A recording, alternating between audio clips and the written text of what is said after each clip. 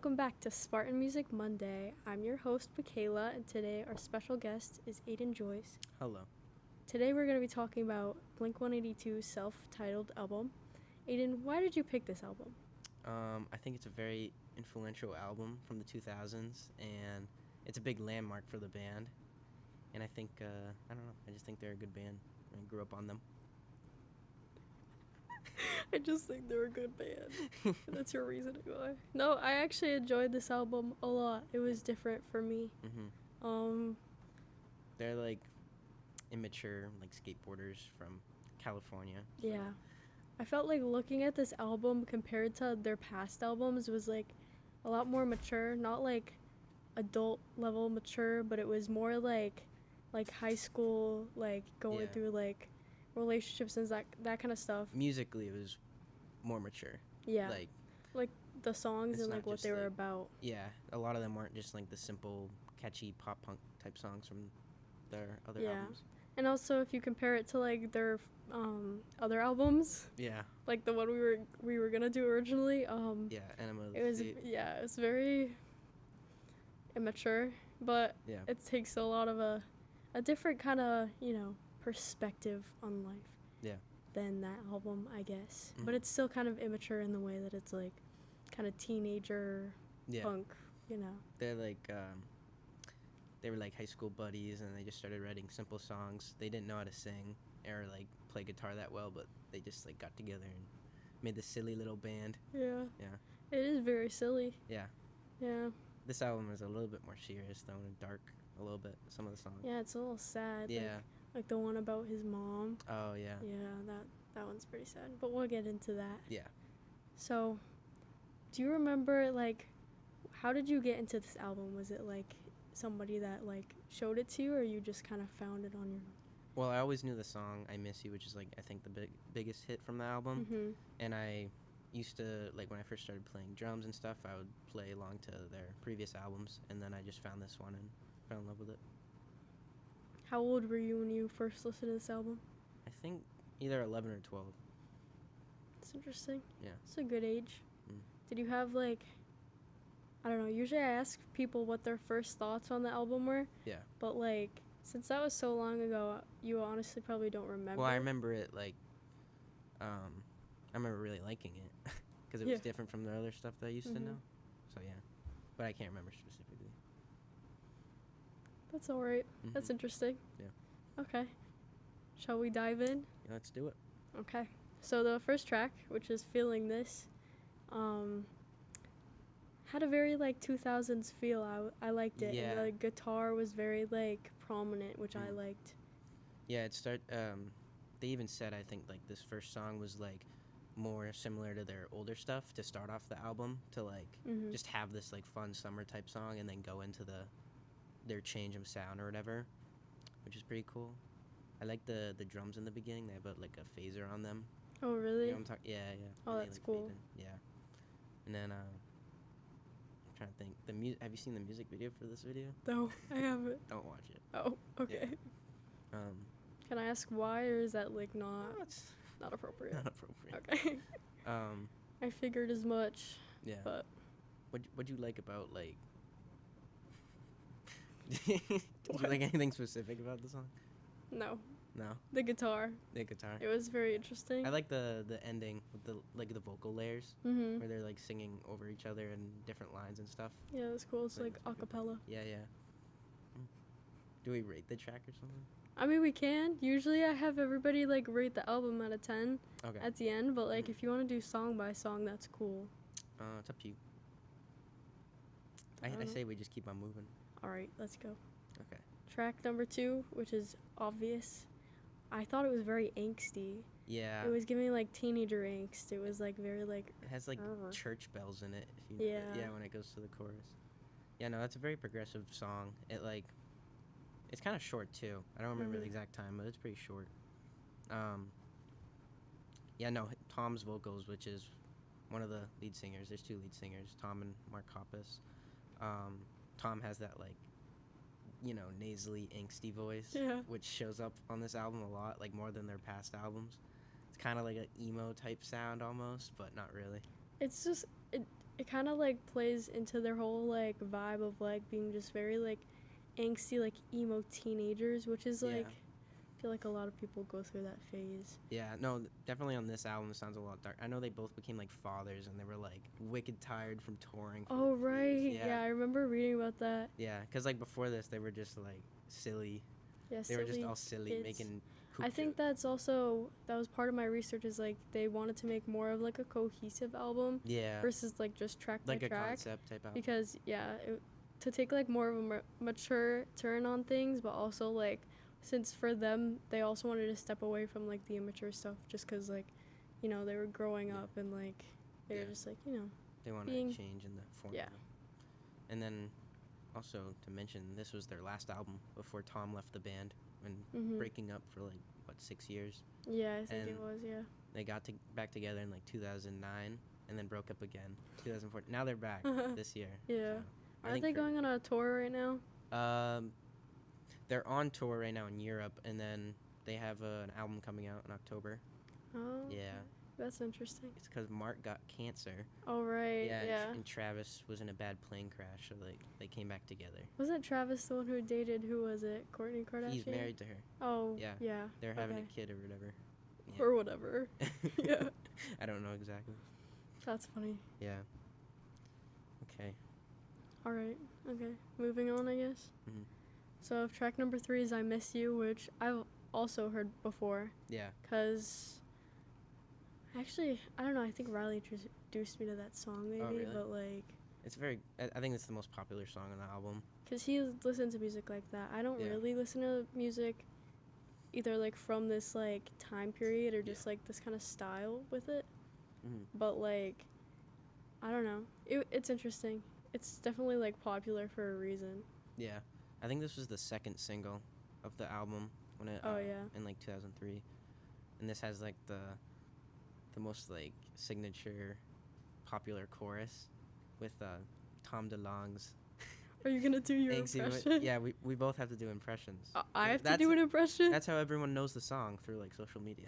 Oh, through impressions? It's the where are you? That was actually kind of perfect. Yeah, that was pretty spot on. Yeah, your turn. No, I'm embarrassed. I feel like I can't. No. Just hold your nose. Where are you? Where are you? Yeah, that's pretty good. I think now live he makes fun of it. Oh, yeah. Yeah. I could see why. That's like, I feel like, even though it's a good song, I think I have it on a couple of my playlists, but every time that song comes on, I like internally like just cringe at that part. Yeah. Like, the rest of the song's pretty good. It's just like, it's like so exaggerated.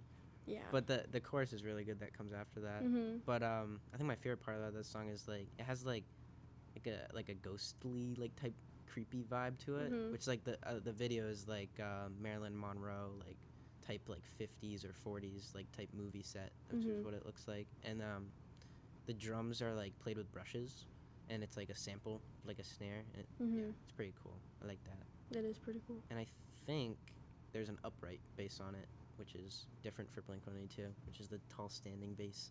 You know what I'm talking about? Yeah. No. Like you play with the... You know what I'm talking about? No. Like in orchestras and stuff. Oh, okay. There's also a lot of strings on this song. Like a whole orchestra that comes in. Yeah, I liked it. It had kind of like a sad like undertone to it. Like it's like kind of upbeat, but it's like kind of sad because it's like they're like reminiscing on like love and stuff like that. And it's just... I think it was about Tom's like ex-wife or something. Oh. I'm not exactly sure. Wow. That's pretty sad. Something you should look up. Yeah, probably. But overall, good song. Classic. Yeah, that's a pretty good song. Yeah. Then next up we got Violence, which it's like it starts off very strong, very like I don't know, just starts off very loud and then it gets really really quiet. And then loud again. Yeah. I think this is one of my favorite songs on the record because I think it took some time to grow on me because the verse is so weird. If you remember what that is, because it's kind of like a rapping type thing with like a click on it. It's interesting. And the chorus is really good. The chorus is really huge and it's like impactful. But other than that, like it did take some time to grow on me, but it's become one of my favorites. Yeah, it's very different from like other things that I've heard. Yeah. I've never really heard anything quite like that song. It was just very like new, very interesting. Yeah. I don't even know if that was like a big hit when it came out. I don't think so. I think there was only 2 singles from this album, which was Feeling This and I Miss You, I think. Yeah, that makes sense. Yeah. Okay. All right. Then we got track 5, which is Stockholm Syndrome Interlude. Which we can kind of combine these because they fade into each other. There's not much to say about the interlude. It's like a mother reading a letter. Yeah. I think is that his mother? I think so. I think so. Yeah, it's like just a recording of her saying like she misses him and like something about like a war and like. Yeah. Honestly, it could be part of the concept. I'm not really sure. But it plays. I think the only thing you can really talk about, it plays like the melody from the song that it leads into over the piano, like briefly while she's talking, and then it like fades into Stockholm Syndrome, which starts off really strong. Oh yeah, that would make sense though, because if it's his mom, and it was about like Stockholm Syndrome, which was like about like the definition of Stockholm Syndrome is like when you develop like an emotional like connection or like attachment to somebody who like kidnapped you or like hurt you and stuff like that. Oh wow. So it's like maybe she's either like, I don't know if this has anything to do with the song Go, but it's like it seems like it could connect. I could be completely wrong. No, I think you're right. But since it's like a woman and she sounded like older too. Yeah. So I mean, I'm guessing they kind of connect in that way since the album's supposed to be like cohesive. But yeah, that's kind of sad. Yeah, that's the interlude though. Yeah. Right. And then Stockholm Syndrome. Yeah. Track 6. I liked it. I liked the like musical aspect of it because there's like a lot of heavy guitar and you can hear like the drums in the background. Yeah, no, this song is like probably one of the most heaviest on the albums. Yeah, on the album. Like heaviest, like musically wise or like lyrics? Musically wise, honestly, maybe even lyrics. Let's take a look at them. Oh, that's what I was gonna talk about. The switching back and forth vocals on this song. Like Tom says a line, and then I think it's like Mark shouting. Like it sounds like he's shouting far away in like a big room. You know what I'm talking about? Oh yeah, the chorus is huge, which it plays like the melody from the interlude and then goes into the chorus. So like another way to connect it, kind of. Which is cool. Yeah, it was kind of sad because he's like lost and it's too late to save him, and it's like sad. Yeah. Overall, good song though. Yeah. Not one I would like go on my way to like listen to. It's good as like a concept combined with like the other songs in the album. That I agree.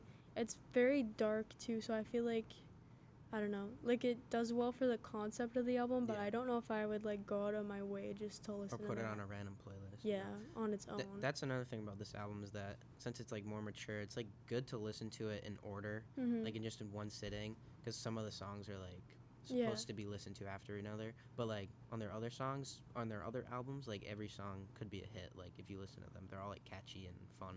Yeah, I agree. I feel like that's also kind of what they were trying to accomplish, is like make a concept album instead of just a bunch of tracks. But like the like kind of downside to that is like if they all kind of like, I don't know, blend together, some of them aren't like not good on their own, but it's just like I know what you mean. They're not as like impactful. Yeah, exactly. And like I wouldn't go out of my way to listen to some of these tracks. But it like does really well as a concept, like all of the tracks together. Yeah, I agree. Okay. All right. Then we have track 7, which is Down. It's like this was a single. Oh, it was? Yeah. This and okay, so I remember now. There was 4 singles, because Down and Always was the other song. Oh yeah. That makes sense. Yeah.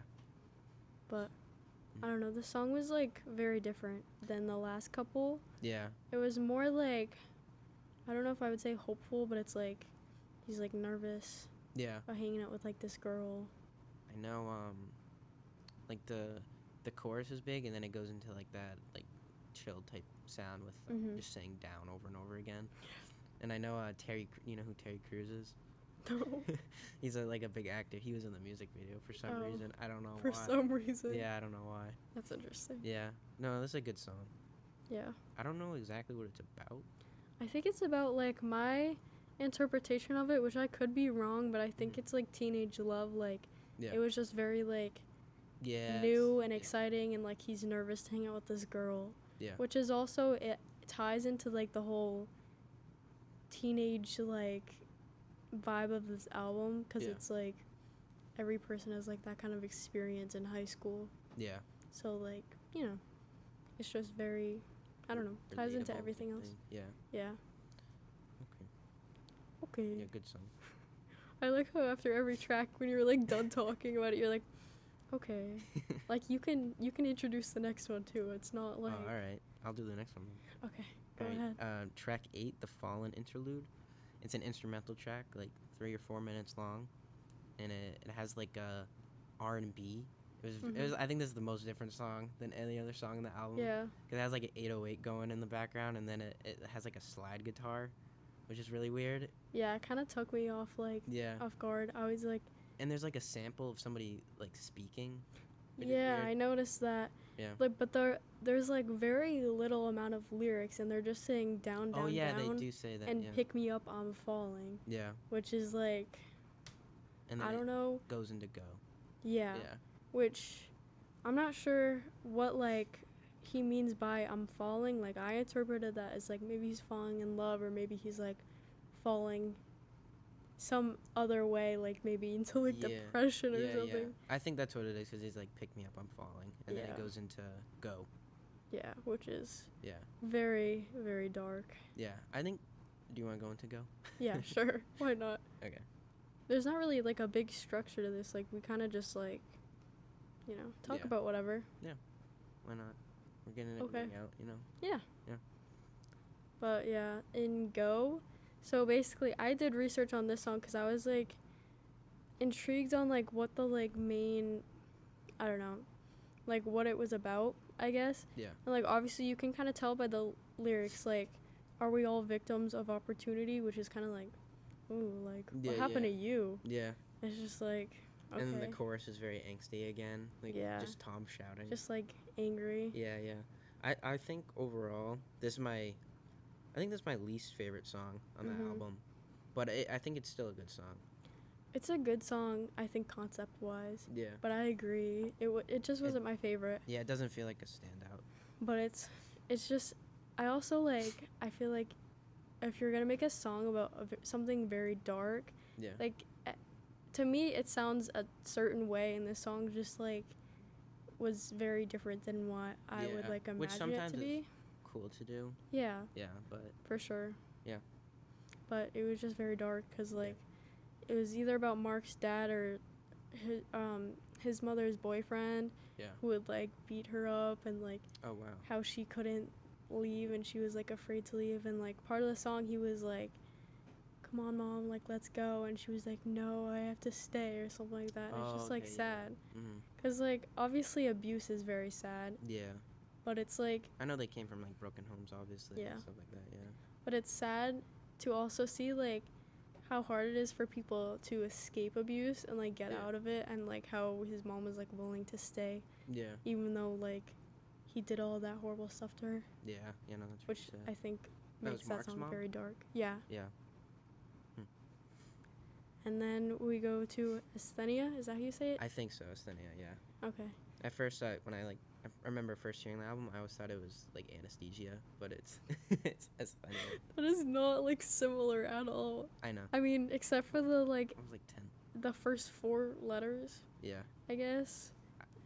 Anesthesia. Let's talk about anesthesia. Yeah, it ties into their previous... Never mind. I was going to talk about the other album. I mean, you can say it as long as it's not, like... No, it's fine. It doesn't even make sense. Anyways. You don't make sense? Yeah. I think this song's one of my favorites. Really? Yeah. I like it. I thought it was interesting, and I liked how there was, like, symbolism behind it, because it's, like, about him losing hope. Yeah. And, like, the word asthenia means, like, a breakdown of life. Yeah. Or, like, breakdown of, like, vital things, or... Yeah. I don't remember exactly what it was. But it was interesting. The song, what? Sorry. No. Continue. No, continue. I don't remember what I was gonna say. Okay.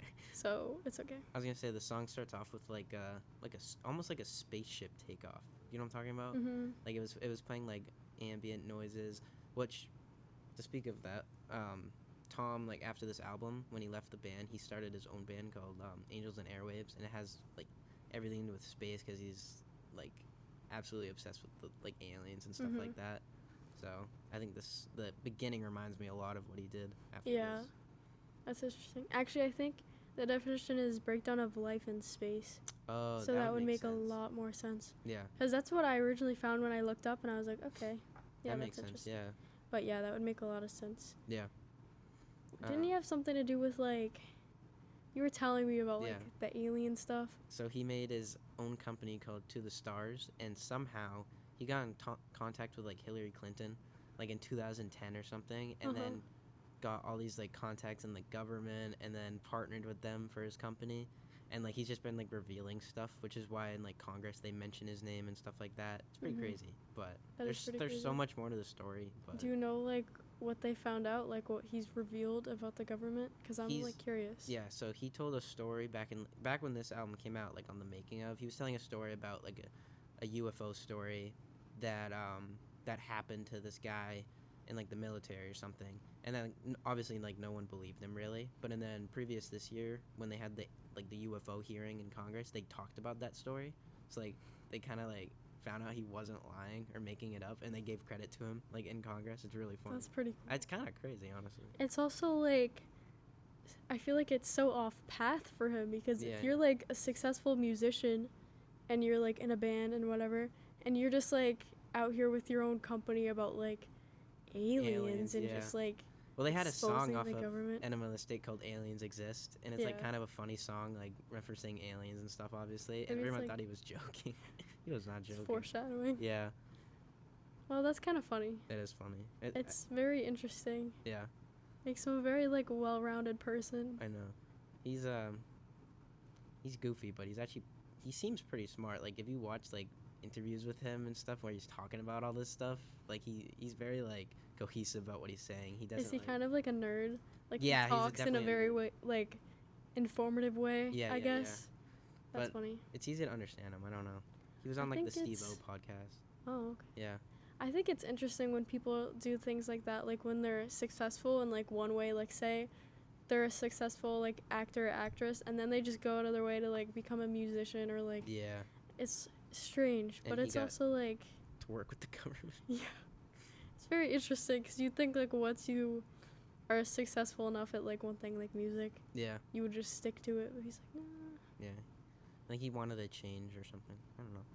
I get it though. Yeah. Okay. All right. Track 11, Always, which is one of the singles. This is also one of my favorites because it's like such a simple like radio type hit. Yeah. It's a love song, obviously. Yeah, and I feel like it's very relatable because from what I gathered about this song is that like he's been here a few times, like things aren't going well, like they're just going through this cycle where it's like, you know, they fight, they make up, and then like things still aren't working out. Yeah. And it's like I feel like a lot of people can relate to that, especially in today's world, because like dating now is just like crazy. Like I feel like relationships are just so pointless to some people. Yeah. And I don't know. It's just interesting to me. It's still relevant, kind of. Yeah. Yeah. Yeah, no, I know, or what was I going to say? Tom's, like, writing in this is, like, very directive. Like, the chorus is, like you can't try to decipher what it's about. You know what it's about when he's singing. Exactly. You know what I'm talking about? And he's always been like that. He's, like, he, like, knows it's, like, teenage-type love, like, sharing emotions like that. But, like, it's sometimes less is more, is basically what I'm saying. It's very straightforward. Yeah. I can definitely see this song being, like, a romantic comedy or something. Yeah. Yeah, I agree. Being like in a 2000s rom-com. Yeah. That's funny. Yeah. Which, then we got actually they were sorry. No, it's okay. Blink-182 cameoed in the first American Pie. Really? Yeah.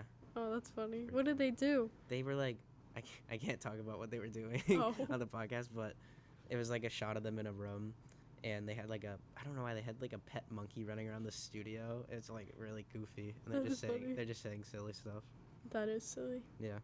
Okay. Now we're going on to track 12, which is Easy Target. This one is also very like high schoolish, cause it's like about this popular girl. Yeah. Named Holly, who invites like some not so popular kid over. Which apparently is a real girl. Yeah. Yeah. And he's like rushing to her house like after school. I think he was like riding his bike or whatever, and like he's so excited to like go hang out with this popular girl, and then like she's like it's like a broken type relation or love interest. And he gets like hosed down. Yeah. Production wise, I think this is one of my favorite songs because first of all, you can just tell by the sound it's really weird. But what they did, if you watch like the making of this like whole album, they tracked drums like individually. So he would play the snare, and they would record that, and then he would play the hi-hat, and they would record that. That's so they could mix it all on different levels and like neatly. So that's why it sounds really weird, like when it comes in with like that like ta ta ta ta ta, and it has like all these different sounds going on. That's interesting though. Yeah. Because that's not like, I don't even know how to explain it. It's not a very like common choice. Yeah. I guess. And like I think the chorus is like very like Southern California, where they came from, like skate punk, like surf rock type of sound of a chorus, which is kind of cool because it like mixes with like the weird verse. So like the verse is cool.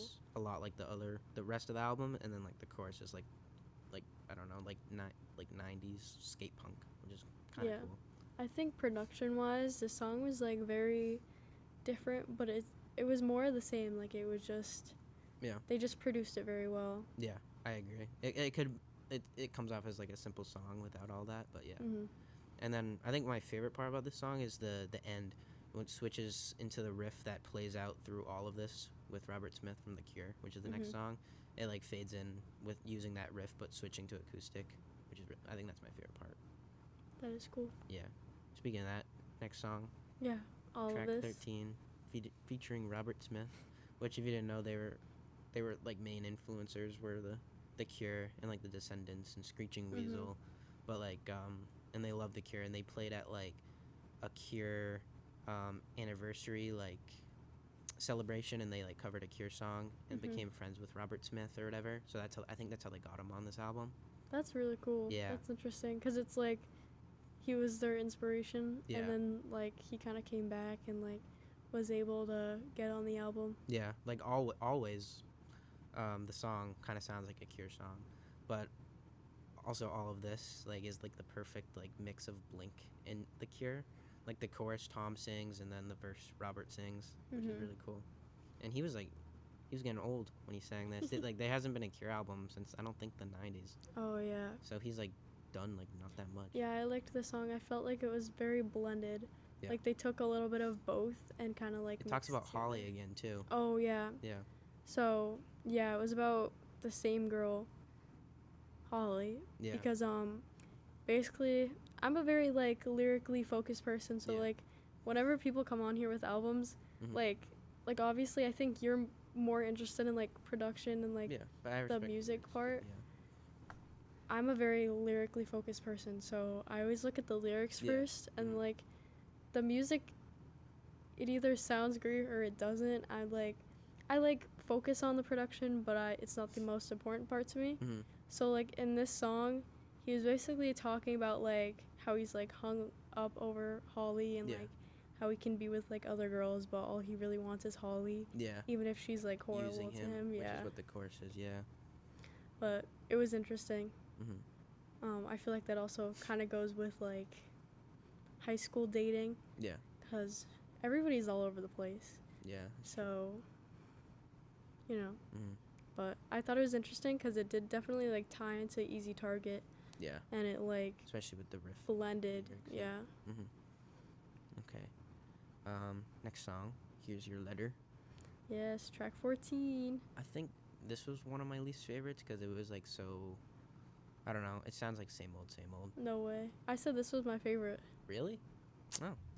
Oh. That sounded judgy. No, it's a good song. Yeah. But I feel like the song is just like when you're finally done with something, like it could literally be interpreted any way. Like say you're done with like, I don't know, your mom like giving you crap about something, or you're done with like a friend being like, I don't know, just weird. One thing that's really great about the track is that it's like more upbeat than other stuff, which after all of this you kind of need that, you know what I'm talking about? Yeah. It flows good. It does. I like how like honestly the songs kind of like blend together, so like for a couple tracks it'll be like not like down, but it'll just be like similar. Like, yeah, they'll blend together, and then all of a sudden it'll just jump. Yeah. Okay. But like I feel like this song is just him finally being done with like something. He's just like, yeah, he's like moving on with his life. He's like, yeah, I'm done with it. Goodbye. Because you know, he's just like, yeah, no, I'm not doing this anymore. Which is like, you know, also goes with the whole high school thing. Yeah. But I just... Next class. What? Next class. Oh, really? Yeah. Oh. Okay, we're going to wrap this up. The last song, I'm Lost Without You, real quick. This song's like 6 minutes long, and it's like a depressing... Actually, it's not depressing. It's more like a bittersweet, like, looking back on things type song, like reflective song. He's like looking back, and that he's like lost without this girl and like all this stuff. And I love his vocals on the chorus. They have like a chorus effect and a reverb on them, and it sounds like he's like in a huge room. It's cool. That is cool. All right, we're running out of time. Yeah, I know. Do you want to quickly discuss the last one, or were we not going to cover that one? That was the last one. Oh. Well, because was there like a deluxe version of the album? What was on it? Anthem Part 2. Oh, that's just a live track. Yeah, that one was interesting. I like the intro. That's from their previous albums, yeah. Okay, we'll quickly rate the album, and then we'll be good. I give it a 7 out of 10. It's good, but I wouldn't go out of my way to listen to it, but I think it's very well produced. There's some takeaways. And yeah, I wouldn't listen to it like on a regular basis, but it's very good. I give it an 8.5 out of 10 because I don't think it's their most perfect album, but I think it's a good like standpoint for that time, and like I don't know, it really like I said, it like fits the times that it came out, and like it's good that they made a record that's so different because they have all these like fun poppy immature stuff, but then if you want to listen to some of their serious stuff, go to this album. You know what I mean? Yeah, some good I agree. Mix of I like sounds. their humor, but I also like how they like incorporate it differently into their albums. So like this album, they were like, you know, taking kind of a step away from being funny, and like we're a little bit more serious. Yeah, thanks for having me. Of course, thanks for coming on. We'll see you next Monday. Bye.